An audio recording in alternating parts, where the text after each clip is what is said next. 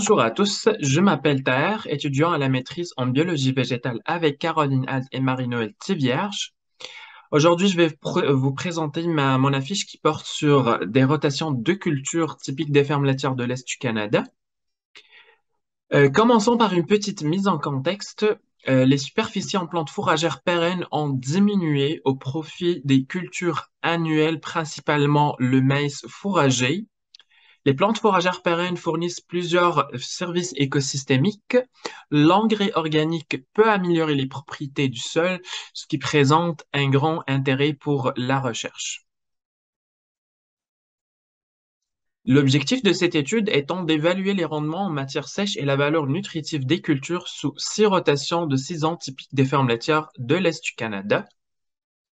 Ces rotations de culture varient selon la prédominance de type cultural présent dans la rotation annuelle ou bien pérenne, ainsi que la principale source d'azote.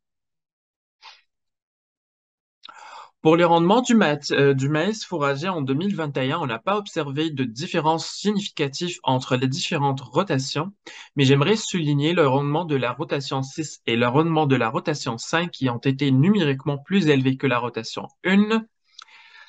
Puis pour le rendement en plante fourragère pérenne, on a observé que le rendement de la rotation 6 était plus élevé que la rotation 5 pour les années 2017 et 2018. Puis c'était une différence significative. Et on peut passer par suite pour voir l'évolution du rendement de la rotation 5 au fil des années qui illustre bien un effet accumulé de la minéralisation de lisier de bovin. Une tendance à une quantité de matière sèche à l'hectare plus élevée sur 6 ans a été observée avec la rotation 6. Puis on a observé que l'ajout de la luzerne dans la rotation 6 tend à une production d'énergie supérieure à celle des rotations 4 et 5, mais similaire à la rotation 1 et 2, incluant des cultures annuelles seulement.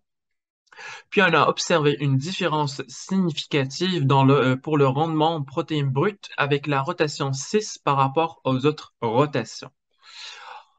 On peut ainsi dire ou bien retenir de cette étude que dans ce premier cycle de 6 ans de rotation de culture, l'introduction de plantes fourragères pérennes semble avoir eu un effet sur les rendements du maïs fourragé.